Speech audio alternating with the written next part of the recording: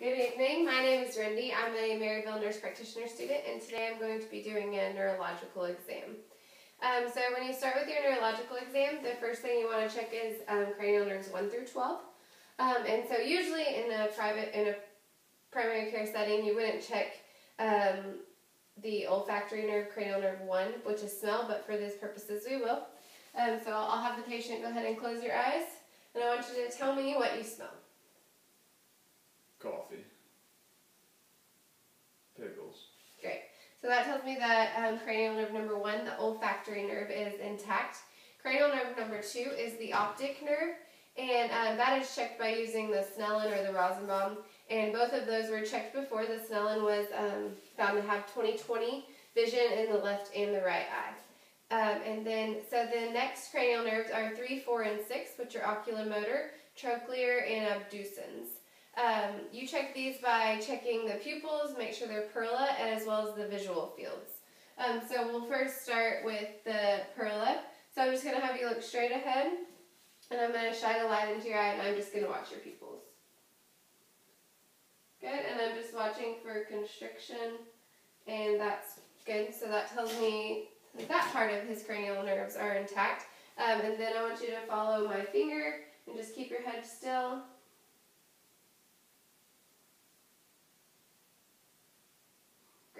So that tells me that cranial nerve 3, 4, and 6 are intact. Then we'll move on to cranial nerve number 5, which is the jaw muscle, which is the trigeminal nerve, and you check that by having them clench and feeling for that muscle.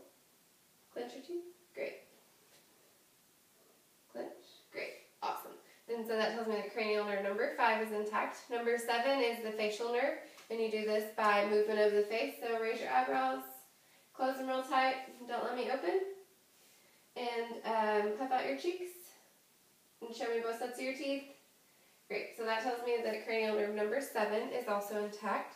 Number 8 is the acoustic. You usually in a practice would check their acoustic nerve by just having a conversation with them and making sure they don't say what or huh a significant amount of times. You can also do the whisper test. So I'm just going to cover one of your ears. I want you to tell me the word that I whisper.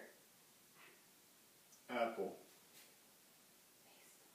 Baseball. Good. So that would also tell me that cranial nerve 8 is intact. You could do the Weber's test. So I'm going to place this on your head, and I want you to tell me if you hear it in the left, right, or both ears. Both. Great. And you can also do the Rene test, which checks for air and bone conduction. Number 9 and 10, the glossopharyngeal and vagus, are nerves in your mouth, and you can check those by eliciting a gag reflex. You can also have the patient open their mouth real wide, say ah, watch the soft palate, hard palate, and the uvula move, and make sure they're symmetrical and there's that they are moving, and that makes sure that the patient can swallow. So go ahead and open your mouth real wide and say ah.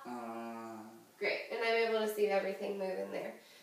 So the 11th nerve is the spinal accessory nerve, and you check this by having the patient shrug their shoulders while you hold down, and you watch for symmetrical movement. So go ahead and shrug your shoulders. Awesome. And then you can check also by pushing your hand against mine, and then again. Great, so that tells me that a spinal accessory nerve is intact. The 12th nerve is the hypoglossal nerve, so I'm going to check that by having the patient stick out his tongue, and I'm just going to watch for any deviation to the right or the left. Great, and so it came right out straight. There's no deviation either way. So that would complete the 12 cranial nerves, which is a major part of the neuro exam. The next thing you want to check for is the cerebral function and proprioception. And so first, you can start by checking coordination and fine motor skills. You do this by, there's a lot of tests that you can do. For today, we will check, I want you to hold your palm out, and I'm going to have you take your thumb and touch your index finger, and then move down each finger, and then back. And again. Great, and then the other hand. Awesome. And then I also, and then I'm going to move my finger. I want you to touch my finger and then touch your nose. Great. And then the other hand.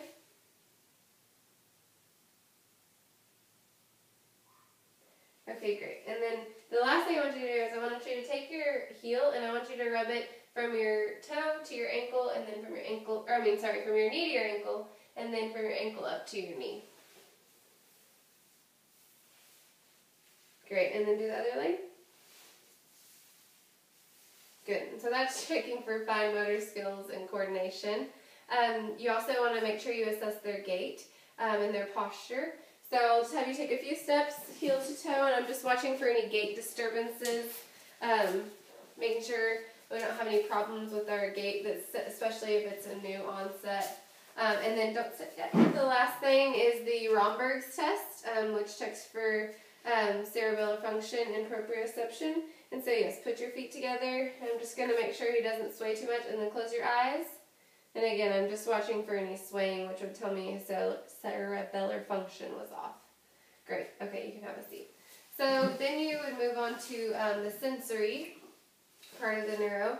And so first you want to start by doing the superficial sensory. And so I'm just going to have you tell me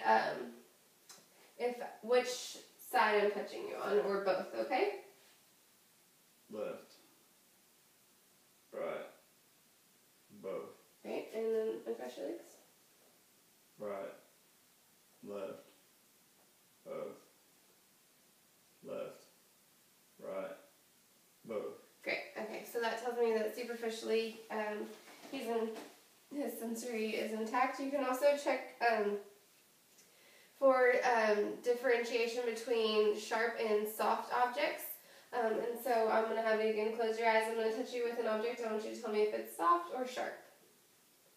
Sharp. Soft. Soft. Soft.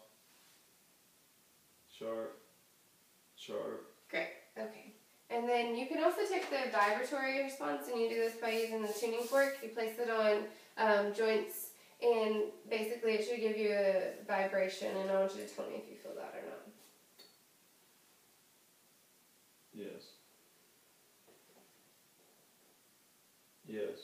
Hmm? Yes. Yes. Awesome. Okay. And so another sensory test you can do is close your eyes and put your hands out. And I'm just going to kind of place your hand here. I want you to tell me if I move your finger up or down, okay? Up. Down. Great. Up. Down. Awesome. Down. Up. Up. Down. Good. So that tells me that his sensory is intact. Another test you can do is place an object in their hand, and they'll just identify what object that is without looking at it. Hairpin. Great. And then you can also do a 2-point discrimination. So you touch a patient with an object that has 2 points, and they basically tell you if there's 2 points or if there's 1 point. 1. 2. 1. 1. 2. Okay, and so that tells you that. The next one is have your hands out, and I'm going to draw a number, and I want you to tell me what the number is. 6. 9. Okay, and so that's again checking their sensory function for their neuro. And then the last test you can do to check sensory function is I'm going to touch different parts of your body, and I want you to tell me what part I'm touching. Shin. Shin. Thigh. Thigh. Arm. Arm. Good. And so then we can move on to the superficial and deep tendons. Your reflexes. Your superficial reflexes are in your abdomen, and your men have cremasteric reflex as well. The abdominal superficial reflex, you just simply touch them lightly and watch for movement in their abdominal muscles. And then on the cremasteric, you just gently rub their thigh and watch for their testicle to rise. And then the plantar reflex is, I'll just hold this up, and he's very ticklish, but yes, that is the proper plantar flexes, so that is a good reflex to have in an adult. Then you would go on to the deep tendon reflexes. We'll start with the brachioradialis.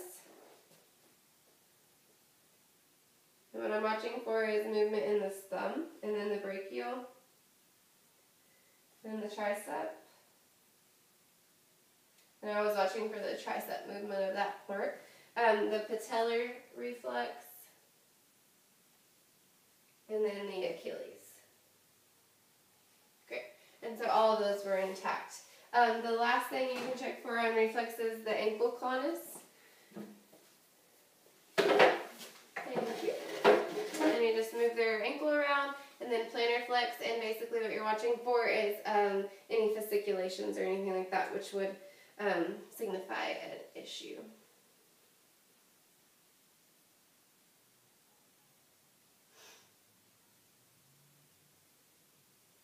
And so he didn't have any fasciculations.